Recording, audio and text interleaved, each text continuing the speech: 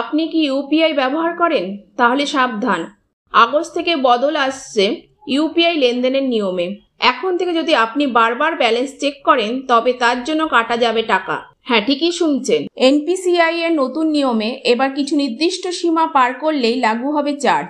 ভিডিওটি দেখে জেনে নিন ঠিক কতবার ফ্রি ব্যালেন্স চেক করা যাবে, কোন ইউপিআই অ্যাপে এই নিয়ম কার্যকর হচ্ছে, আর কি কি সতর্কতা অবলম্বন করবেন আপনি। নমস্কার, ওয়ার্ল্ড নিউজ বাংলা চ্যানেলে আপনাদের স্বাগত।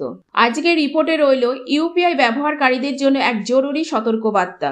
যারা জিপে, ফোনপে, পেটিএম এর মতো ইউপিআই অ্যাপ ব্যবহার করেন তাদের জন্য আগস্ট মাস থেকে শুরু হতে চলেছে এক নতুন নিয়ম। National payments cooperation of India বা এনপিসিআই জানিয়েছে এবার থেকে আপনি দিনে নির্দিষ্ট সংখ্যক বার ইউপিআই ব্যালেন্স চেক করতে পারবেন ফ্রিতে।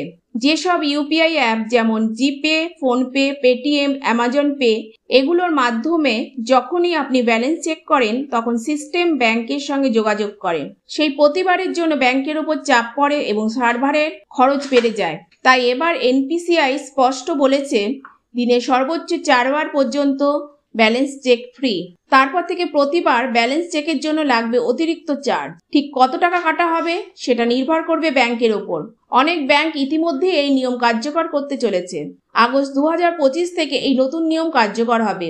তাই যারা প্রতিদিন 5 থেকে 6 বার ব্যালেন্স চেক করেন এখন থেকে অভ্যাস পাল্টে ফেলুন। ইউপিআইতে টাকা পাঠানো বা রিসিভ করার নিয়মে এখনো কোনো পরিবর্তন হয়নি। শুধু ব্যালেন্স চেক করার ক্ষেত্রে এই নতুন নিয়ম লাগু হবে। আপনার ব্যাংকের অ্যাপ থেকেও ব্যালেন্স চেক করলে সেই লিমিটের মধ্যে ধরা পড়বে। তাই বন্ধুরা, যারা প্রতিদিনই ইউপিআই ব্যবহার করেন এই খবরটা তাদের সঙ্গে অবশ্যই শেয়ার করুন।